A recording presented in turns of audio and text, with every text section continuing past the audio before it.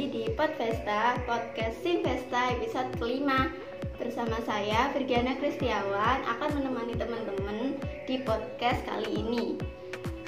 Podcast kali ini akan membahas mengenai arti kemerdekaan dan pemuda. Yang tentu saja aku nggak akan sendirian, karena aku ditemani oleh salah satu pemuda Sarmadiun, yakni Mas Andriko Alamsyah.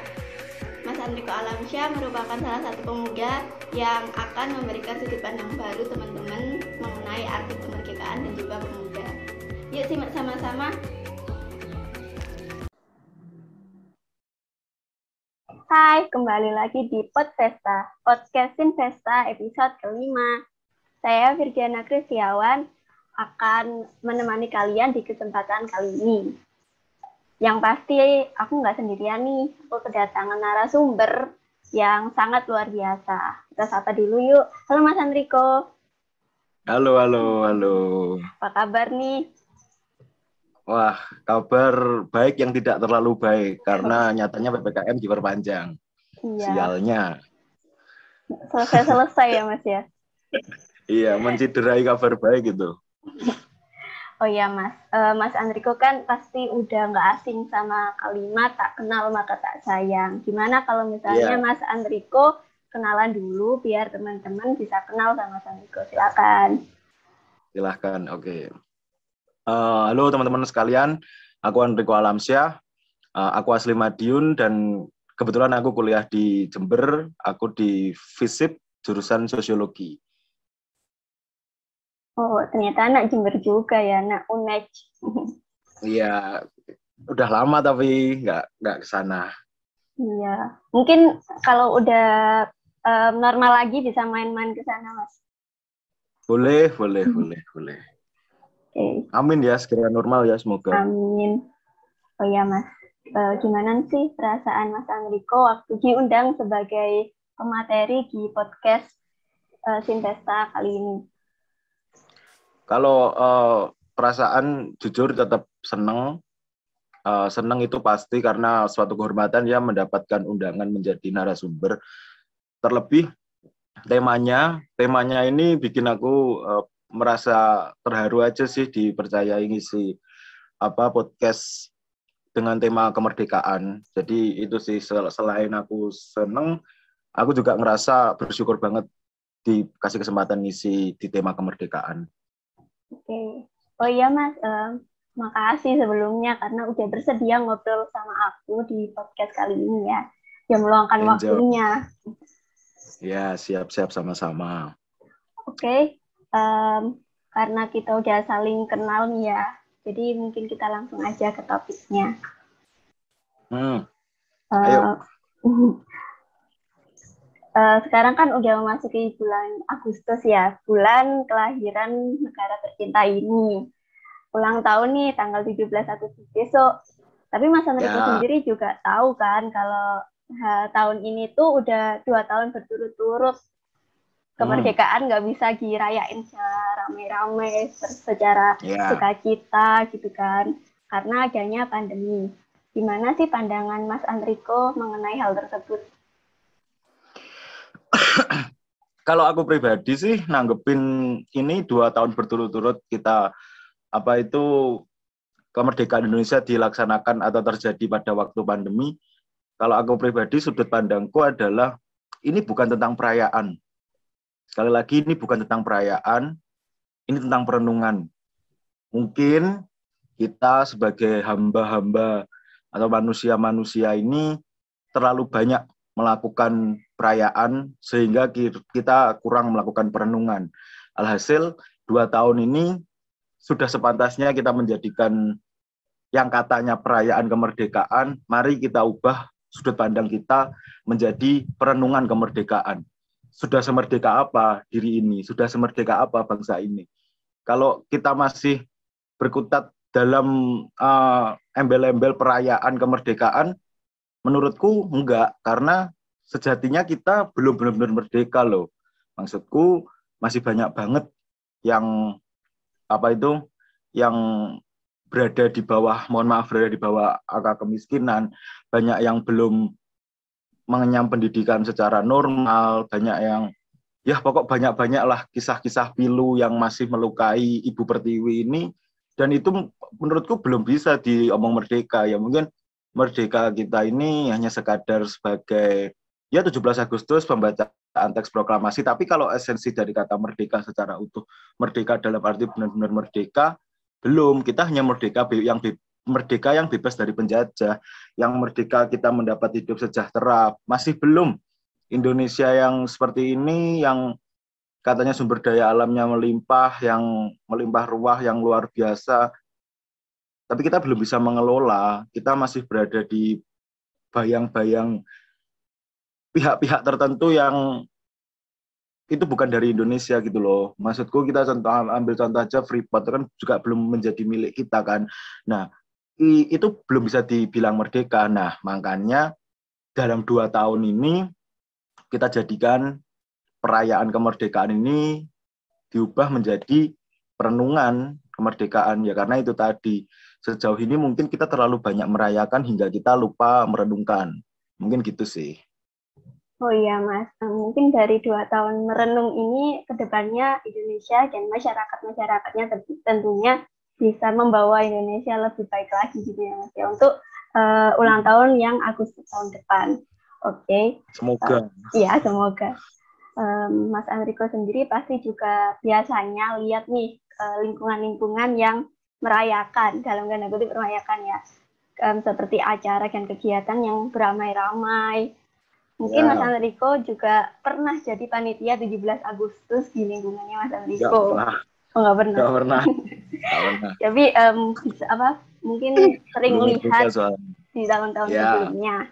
Nah, namun sekarang seperti yang aku sampaikan tadi, karena adanya kebijakan PPKM yang membatasi nih pergerakan dan membatasi ekspresi dari masyarakat. Nah, gimana sih menurut Mas Enrico tentang PPKM ini? Apakah sudah efektif atau bagaimana? Oke, berbicara PPKM, ya kalau aku pribadi sih ngerasa ini selalu menyakitkan.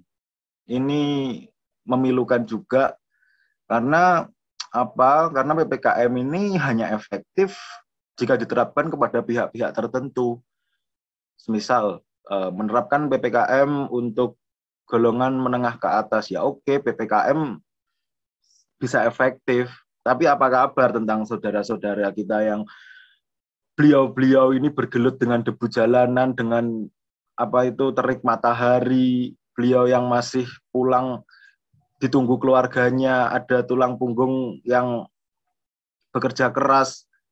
PPKM menurutku nggak efektif untuk mereka-mereka. Jadi ada dua sisi untuk siapa ini diterapkan dan bagaimana efektivitasnya seperti itu. Kalau ini ditaruh atau diterapkan kepada mereka-mereka yang sudah kasarannya sudah memiliki perekonomian yang cukup, untuk saudara-saudara kita yang perekonomian masih di bawah ini sangat tidak efektif. Apalagi ya aku ada kegiatan sama teman-teman itu kegiatan-kegiatan yang aku lakukan itu juga menyita hati banget, karena aku ngerti gimana mereka di jalan, mereka merasakan keluh kesah mereka itu menguras hati banget gitu loh. Bahkan beberapa kali itu ada teman-teman, bahkan aku sendiri sempat meneteskan air mata karena sebegitu mengerikannya apa yang mereka rasakan, apa yang mereka alami.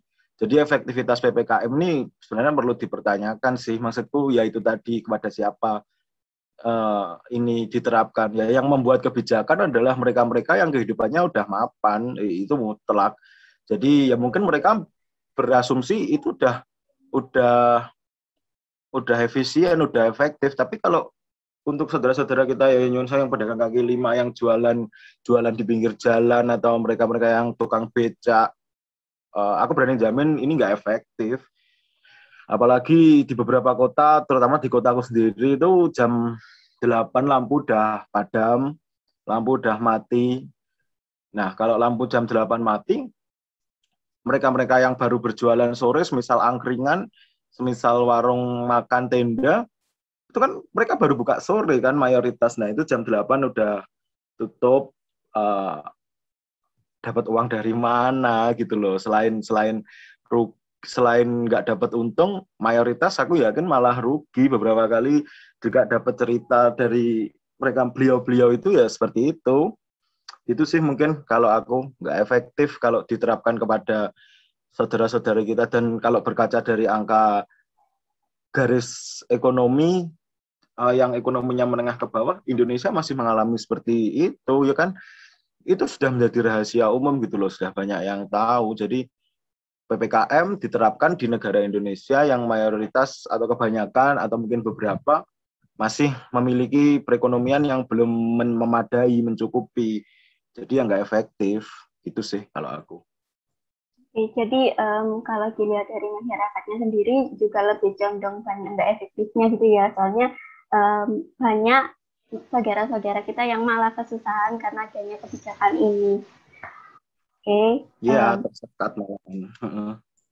ya, Mas Andriko kan sebagai pemuda nih dan pemuda-pemuda di luar sana itu kan merupakan agen perubahan. Nah, apa sih yang harus dilakukan oleh para pemuda tersebut di hari kemerdekaan ini?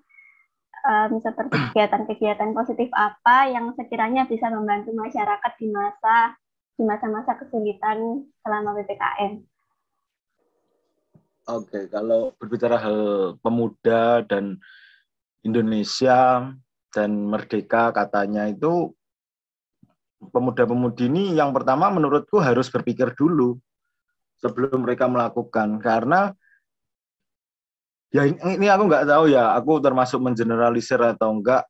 Aku banyak menemui fakta bahwa pemuda-pemudi ini masih enggan untuk berpikir. Mereka masih terlalu sibuk dengan dunianya, mereka masih terlalu sibuk dengan ya itu tadi dunianya, sehingga mereka melupakan bahwa mereka, apalagi ini khusus untuk mahasiswa ya, maksudku yang nggak mau yang harus berpikir terlebih dahulu adalah ya teman-teman mahasiswa. Menurutku bagaimana sepantasnya merealisasikan esensi kata maha dalam mahasiswa.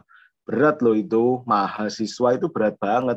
Kita berbicara yang ringan-ringan dan itu masih menjadi kita. Maksudku masih ada di sekitar kita, yaitu atau mungkin kita sendiri, bahwa yaitu bukan sekadar kata loh mahasiswa itu.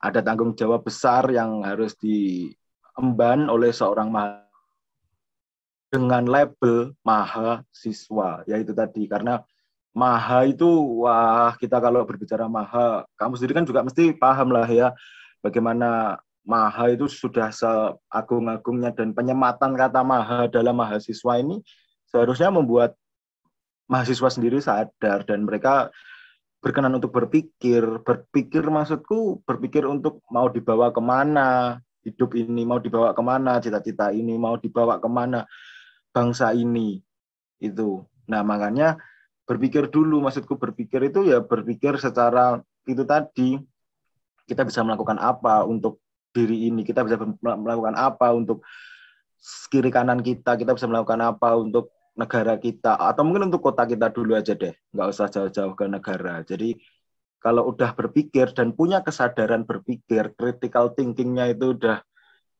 selayaknya mahasiswa, aku yakin dari tiap-tiap teman ini pasti punya ide-ide gila, ide-ide luar biasa yang akan diterapkan guna untuk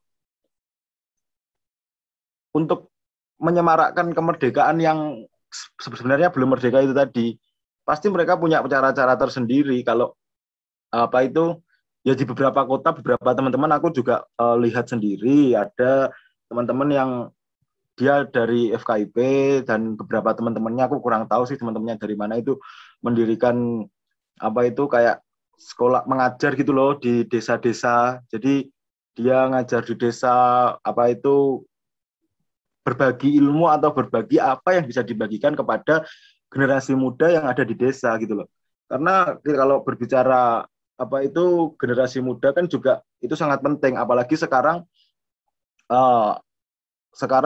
online kayak gini, semuanya melalui apa itu dalam jaringan seperti ini kan kurang efektif kan, kurang enak lah sebenarnya. Coba kalau kita podcastnya ini bisa satu meja, makanya aku dulu sempat nanya, ini meja apa enggak, ternyata kita via Zoom, ternyata juga di Jember, ya udah ya vibe-nya itu kurang gitu loh menurutku. Nah Itu. Nah, mungkin selain bisa mengajar di desa-desa, kalau mahasiswa, apalagi kan ini liburan toh, maksudku ketika liburan seperti ini harusnya bisa mengisi waktu luangnya dengan kegiatan-kegiatan yang bermanfaat bagi sekitarnya. Mungkin meringankan keadaan dengan cara berbagi kepada saudara-saudari yang menjadi tulang punggung keluarga, yang bergelut dengan debu jalan dan lain sebagainya itu tadi. Terus berbagi ke orang-orang yang isoman, berbagi kepada siapapun lah, seperti itu. Mungkin kalau aku seperti itu, dan ada banyak hal yang masih bisa dilakukan sebenarnya. Nah itu tadi, makanya harapanku ya ketersediaan diri untuk memikirkan keadaan selagi diri ini masih sehat, jiwa raganya masih kuat. Dan satu lagi ya mahasiswa yang hebat menurutku, bagaimana mahasiswa yang benar-benar mahasiswa. Seperti itu sih kalau aku kurang lebihnya. Oke. Jadi sebenarnya para pemuda itu bisa memutar otak, entah individu atau berkelompok, untuk menciptakan hal-hal gila untuk membantu masyarakat di masa yang sulit ini ya Mas ya. Oke. Oh ya Mas, ngomong-ngomong. Iya, semoga, amin. Semoga dan amin terus ini. Nah. Tetap berdoa Mas untuk kebaikan Indonesia sendiri. Iya, selain berdoa ya berusaha, berpikir dan melakukan. Oke. Oh iya Mas, sekarang aku mau ngobrol tentang kegiatan sewu-sewu ae nih. Oh, sewu-sewu ae. Iya. Iya. Atau dari Instastory apa dari siapa ini? Ini ada info dari ketua kami, Mbak Zulfa. Iya. Kalau nggak salah ini kegiatan yang dilakukan oleh Mas Andiko ya, atau dipelopori mungkin dengan teman-temannya. Nah, iya. Kalau boleh tahu nih Mas, kegiatan di sewu-sewu itu apa aja sih Mas? Dan sewu-sewu itu apa? Kalau sewu-sewu sebenarnya sih, ini kegiatan yang kita bergerak di awalnya tuh kami cuman itu sih kepada mereka-mereka yang ada di jalan, semisal tukang becak, semisal penyapu jalan, ya mereka-mereka yang bekerja di jalan gitulah. Nah, awalnya seperti itu, hari ke-1, hari ke-2, cuman di hari ke-3 atau ke-4 itu ya, aku lupa. Itu total donasi dari teman-teman itu mencapai angka 3 juta gitu loh. Jadi aku mikir sama teman-teman loh, iki digawe apa duit sakmene iki? Gak mungkin lah nek awak dhewe ngekei ning gone dalan-dalan. Akhirnya sembako gitu. Jadi awalnya itu kami cuman berbagi, tapi berbagi kami itu diawali dengan UMKM. Jadi kami beli dagangan dari UMKM kan. Sehabis kita beli dagangan dari UMKM itu, kita membagikannya kembali kepada masyarakat. Jadi donasi, terus kita donasi dari masyarakat, dari teman-teman, terus kita belanjakan ke UMKM, terus dikembalikan lagi ke masyarakat. Jadi di sini aku dan teman-teman itu pengen banget merealisasikan dari rakyat, oleh rakyat, dan untuk rakyat, yang sejatinya itu menurut sudut pandangku pribadi itu sudah mulai pudar dan bisa saja itu hilang dengan berbagai permasalahan peristiwa yang menodai NKRI itu loh. Banyak wakil-wakil rakyat yang ya kemudian mereka tidak bisa melaksanakan, meskipun masih ada beberapa, tapi kebanyakan dan yang tersebar di tengah masyarakat kan seperti itu. Nah, di sini kami pengen banget melakukan itu dari rakyat, oleh rakyat, dan untuk rakyat. Itu sih kalau sedikit dari kegiatan sewu-sewu ae. Dan kegiatan ini tuh sebenarnya itu loh, COD, cash on delivery. Jadi aku dan teman-teman memang sengaja nggak mau buka rekening. Karena apa? Harapanku kalau aku nggak buka rekening ini, teman-teman yang berada jauh dari aku itu dia mau bergerak sendiri di kotanya gitu, dia bergerak sendiri di daerahnya. Harapanku seperti itu, makanya kenapa aku nggak open rekening. Nah, tapi kalau untuk masyarakat Madiun yang sedang berada di luar kota atau sedang menetap di luar kota yang sudah berkeluarga di sana, pengen donasi, nah itu beda cerita. Kalau itu kami diam-diam buka donasi gitu. Nah, tapi sejauh ini kami sengaja tidak mempublish bahwa kami open donasi karena harapannya ya seperti itu. Biar yang ada di Jember, yang ada di Nganjuk, Jombang, Lumajang, dan teman-teman yang tergerak gitu loh harapanku. Itu sih harapannya. Dan luar biasanya hari ini tanggal 10 toh? Iya, Mas. Iya nggak sih? Iya. Ini genap kami 1 bulan. Serius, ini genap kami 1 bulan. Ya, ini genap kami 1 bulan, tepat 10 Juli itu berangkat kegiatan ini. Dan kegiatan ini tuh awalnya ini udah masuk pertanyaan itu apa langsung sambung aku cerita? Enggak apa, langsung. Oh gitu. ya, kegiatan ini tuh awalnya kalau berangkat dari keresahan sih sebenarnya, bagaimana di kondisi yang seperti ini, di pandemi, terlebih PPKM, beberapa sekat yang membatasi pergerakan masyarakat, akhirnya timbullah suatu keinginan untuk meringankan keadaan dengan cara yaitu tadi kita ngumpulin dana dari warga sekitar Madiun, ya dari followers Instagramku dan salah seorang teman. Awalnya ini cuma 2 orang aja sih kegiatan ini. Terus akhirnya menjadi beberapa orang yang tergabung. Nah, berangkat dari suatu keresahan melihat fenomena bahwa wah mesakne ya, wah kok koyok ngene kok gak barbar, kok terus-terusan. Akhirnya kami bikin kegiatan itu dan seiring dengan kegiatan itu ini genap 1 bulannya dan ternyata kemarin kan PPKM juga diperpanjang lagi. Iya. Ya kan? Iya. Nah, dari hal-hal seperti itu ya kembali lagi apa kabar saudara-saudari kita yang mereka berada di jalan, mereka yang menjadi pedagang kaki lima, mereka yang tukang beca, yang pokok yang berada di jalan lah. Apa kabar mereka semua? Mau sampai kapan? Dan ini mungkin ini agak menyimpang sedikit ya dari pertanyaanmu. Aku tuh dulu sudah pernah punya pikiran dan prediksi juga analisis bahwa PPKM ini mesti bakal diperpanjang minimal sampai selesai kemerdekaan 17-an Agustus itu. Dan ternyata benar gitu loh. Karena apa?